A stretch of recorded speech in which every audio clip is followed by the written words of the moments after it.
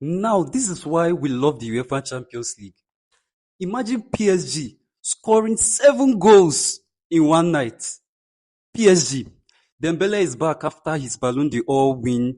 And since then, he has not featured because obviously he had an injury. But he's back today and he's on the score sheet. PSG. Are you sure these guys are not going to retain this trophy? Are you sure they are not going for a back-to-back UEFA Champions League trophy? Welcome back again to the 18-yard box. This is Kali. Please do well to hit the subscribe button, like our videos and share, and always come back for content like this. You see Femi Lopez, that boy is a baller. That boy is a baller. Now I understand why Barcelona fans we are saying that the amount that Chelsea tabled for him during the summer transfer window, that he's worth more than that. The guy has a sense for scoring goals. He knows how to attack spaces, he knows how to position himself, and he knows how to finish like a striker. You would think that Femi Lopez is a striker because of the way he positions and scoring his first hat trick in the Champions League. Shout out also to Marcus Rashford, whom they call the finished player. But today he won the penalty, and having scored 2 goals as well, you would understand that he gave a striker's performance. Let's not forget Pedri. Do you know that you can sit for 24 hours watching and enjoying Pedri? The kind of talent that boy has. Ah, God.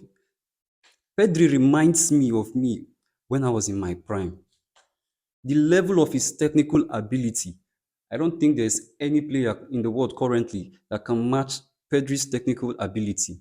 Such a wonderful player, such a joy to watch. Now, this victory was important for Barcelona because the match against Real Madrid, the El Clasico, is coming up, and they needed this boost, going into the El Clasico.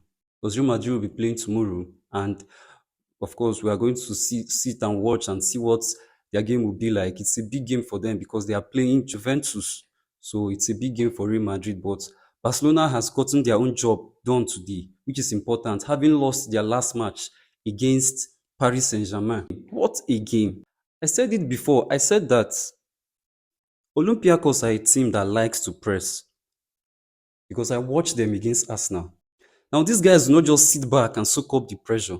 They come out, they press you from minute 1 to the 90th minute. They are always pressing. They are always pressing. And, the scoreline may flatter. If you did not watch the game, you would think that Barcelona dominated them from start to finish. No.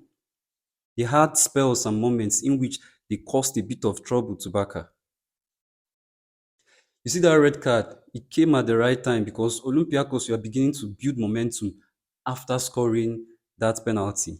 We are beginning to press back a high. And in this kind of games, especially in the UEFA Champions League, once an opponent scores their first goal, it gives them morale, it gives them boost to continue to attack.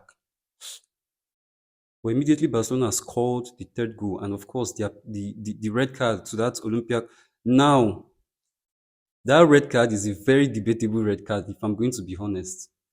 Yes, I like Barcelona, but that red card is a very, very debatable red card, let's be honest. It's a second yellow, obviously, but if the referee was closer to the action, you would have noticed that the Olympiacos player's hand did not touch Macasado. But these are things that can happen in game that can go in one's favor or that can go against you. I know that Olympiacos will be feeling hard done about this, but you just have to dust themselves up and prepare for the next game. And Barcelona, at least they will move up the table because they are beginning to hang about at the back. This today's victory was very important to build momentum, especially for the El Clasico this weekend. There were big score lines again, like I said.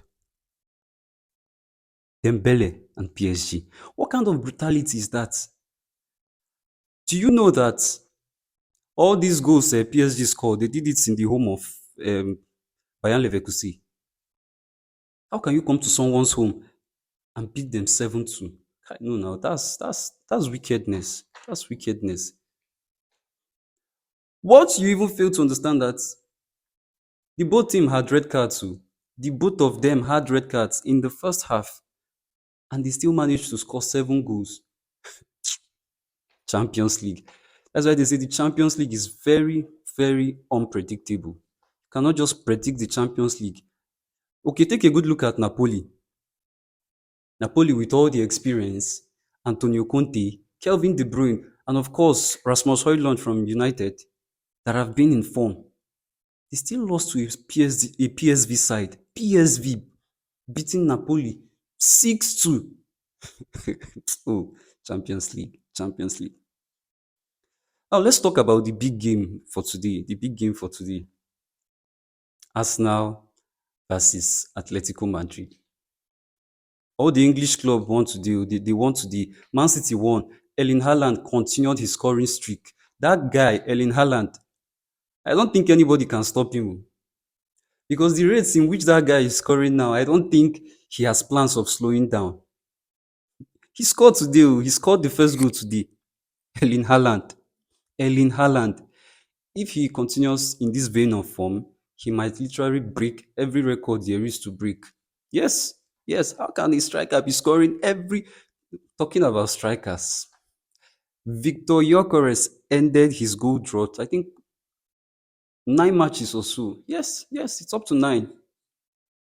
For 9 matches consecutively, he has not scored, but he finally scored today. And he scored a brace. He scored two goals. He didn't just score one, he scored two.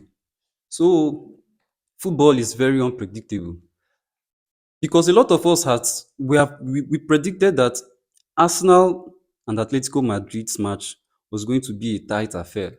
A lot of people said that it's a haram football because Arsenal like to defend and Atletico Madrid, that's their specialty. If Atletico Madrid means to defend against you, they will hold you for the whole 90 minutes without having an attempt on goal. But today, we saw the both teams, they played wonderful football, especially in the first half. Arsenal dominated them heavily. Let's not get carried away. Arsenal dominated them heavily and would have scored maybe one or two goals in the first half, but it didn't just go in their favor. Obviously, using the home advantage, the home crowd, from the minute one, they were already dominating.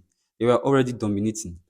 And then, as the half was wearing out, Atletico Madrid began to come into the game and began to create one or two chances. Julian Alvarez, especially, was causing troubles for the Arsenal defense. Because, yes, he almost scored. He hits the woodwork. And he had few chances that, if not for Gabriel and Saliba, whom I would call the best defensive pairing, do you know that they allowed just one shot on target against Atletico Madrid today? Just one. The commentator even said that the Arsenal defense will be disappointed for allowing Atletico to have one shot on target because in their last back-to-back games, they have not allowed any team a shot on target. David Raya has been on holiday in the goalpost. That's to tell you how good Arsenal, yeah. Victor Gyokeres, ah, I was very happy for that striker because you see that guy, he works a lot for the team. He's always running about, covering spaces, pressing, doing this, doing that, holding up play, winning fouls. I think he was the one that won the foul that Arsenal opened the floodgates with. See, we are always talking about Arsenal and set pieces. I have said this before. You cannot stop Arsenal from scoring set pieces. Yeah? Look at their two goals. The first goal came from a set piece because Atletico Madrid were the team defending Arsenal. But when Arsenal got that set piece, they tried a few in the first half. But Bukayo Saka's corner was not as perfect as we've come to know him to deliver. His crosses were not beating the first man. So Atletico Madrid were not threatened from their first few corners. But in the second half, they improved. Rice especially, his delivery is always top notch. Declan Rice's delivery is always top notch. I could literally say that he's the best set piece taker or corner kick taker in the world right now. Because there's a position he normally hangs his corner or set piece. He will just look for Gabriel and drop it there. He's always getting that spot. And today, the first goal was from Gabriel. Victor Gyokeres' second goal was Gabriel after a corner. It was Gabriel that brought the ball back with his head, and Gyokeres just tapped in. What a game! What a game!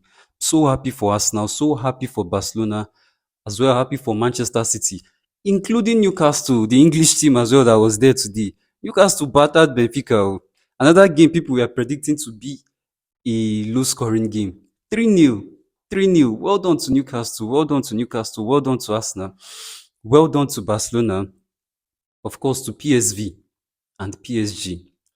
With the way PSG are playing, if you remember, they went to Barcelona's home the last time they played in the Champions League, and we were expecting a tough game, and they beat Barcelona in their own backyard.